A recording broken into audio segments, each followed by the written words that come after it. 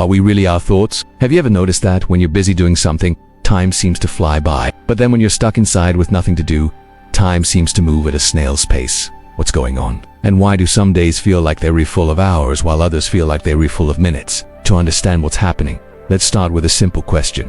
What are thoughts? Thoughts are just mental events that happen inside your head. They're electrochemical signals that are generated by your brain, and they can be about anything. But here's the interesting thing. Your thoughts don't actually come from you.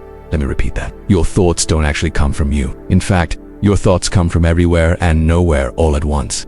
They come from the people you interact with, the things you see and hear, the memories you have, and even the chemicals in your body. Your thoughts are simply the result of all the information that your brain has collected and processed. So if you're not the one generating your thoughts, then who is? The answer might surprise you.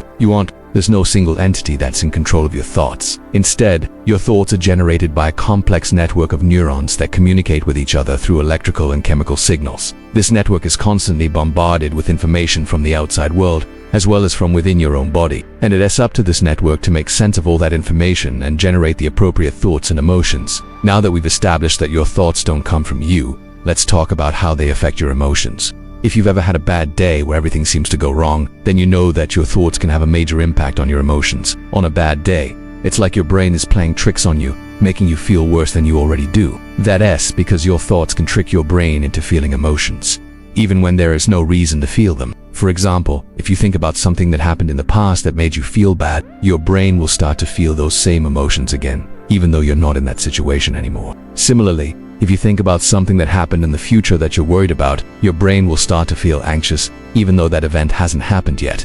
But here's the good news. Just because your thoughts can trick your brain into feeling emotions, doesn't mean you have to believe them. In fact, you have the power to choose whether or not to believe your thoughts. When you think a negative thought, you can choose to ignore it, or you can choose to challenge it. If you choose to challenge it, you'll start to feel better immediately. That's because when you challenge a negative thought, you're sending a signal to your brain that says, hey, this isn't a real threat.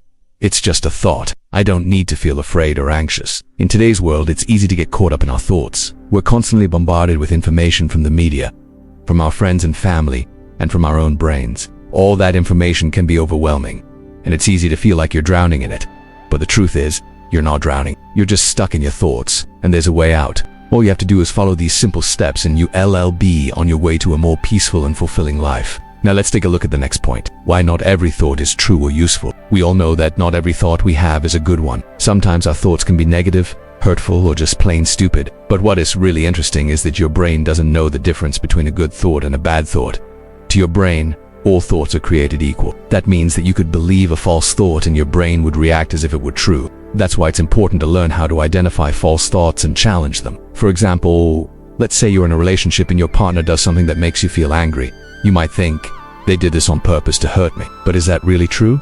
Maybe your partner didn't mean to hurt you. Maybe they were just having a bad day. By believing a false thought like they did this on purpose to hurt me, you're only going to make yourself feel worse. That's because you're reassuming that your partner is bad or malicious when there is no evidence to support that belief. The best way to deal with negative or hurtful thoughts is to challenge them. Ask yourself, is this thought really true? Or am I just making it up? Once you start challenging your thoughts, you'll start to feel better immediately. That's because when you challenge a thought, you're sending a signal to your brain that says, hey, this isn't a real problem. It's just a thought.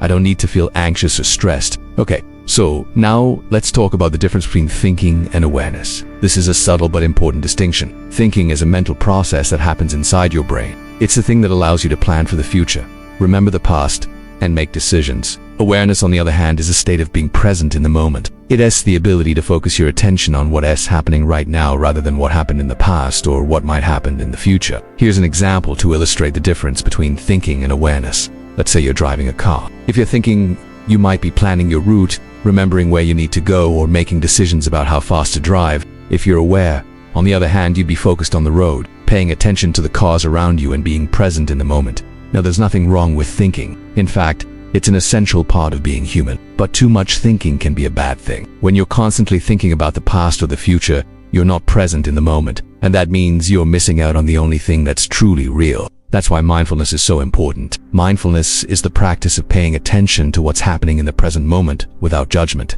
When you're mindful, you're not thinking about the past or the future. You're focused on what's happening right now. And that means you're present and awake to the experience of being alive.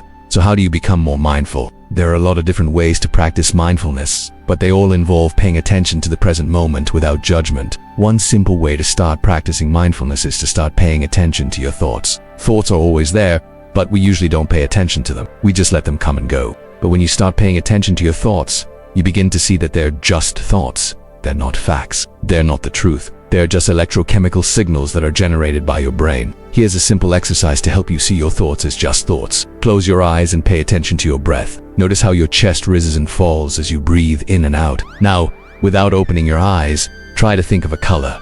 Any color will do. See how your breath changes as you think of that color. Now open your eyes and take a few deep breaths. Notice how you feel calmer now. That's because when you pay attention to your breath, you're anchoring yourself to the present moment. You're not thinking about the past or the future. You're focused on what's happening right now, and that means you're more mindful. When you're more mindful, you're less likely to get lost in your thoughts. And that's a good thing because it means you'll be more present in the moment. You'll be able to enjoy your experiences more fully instead of just letting them pass you by. You are more than your thoughts. This is a big concept that's really important to understand. You are not your thoughts. Your thoughts are just electrochemical signals that are generated by your brain. They're not the truth. They're not facts. They're just opinions. When you realize that you're not your thoughts, it's like a weight is lifted off your shoulders. You no longer believe everything you think. You start to see that your thoughts are just thoughts, and that gives you the freedom to choose which thoughts to believe and which to ignore. When you realize that you're not your thoughts, you also realize that you're not your emotions. Emotions are also generated by your brain in response to your thoughts. That means you have control over your emotions. You can choose how to respond to the thoughts that pop into your head.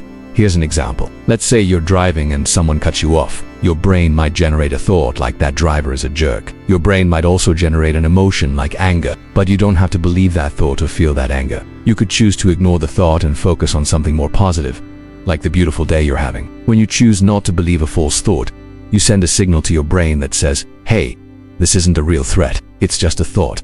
I don't need to feel anxious or stressed. The same is true of emotions. When you choose not to feel an emotion, you send a signal to your brain that says, hey, this isn't a real threat. It's just an emotion. I don't need to be afraid or upset. It takes practice to learn how to control your thoughts and emotions, but it's definitely possible. And the rewards are huge. When you're in control of your thoughts and emotions, you're in control of your life. You're no longer at the mercy of your circumstances. You can choose how to respond to whatever life throws at you. So the next time you find yourself stuck in your thoughts, remember this. You are not your thoughts. You're more than that. You're a powerful, capable being who can choose how to respond to anything. Don't let your thoughts control you. Control them yourself. And now you have come to the end of this video. If you liked it, don't forget to subscribe and leave a comment below. See you in the next video.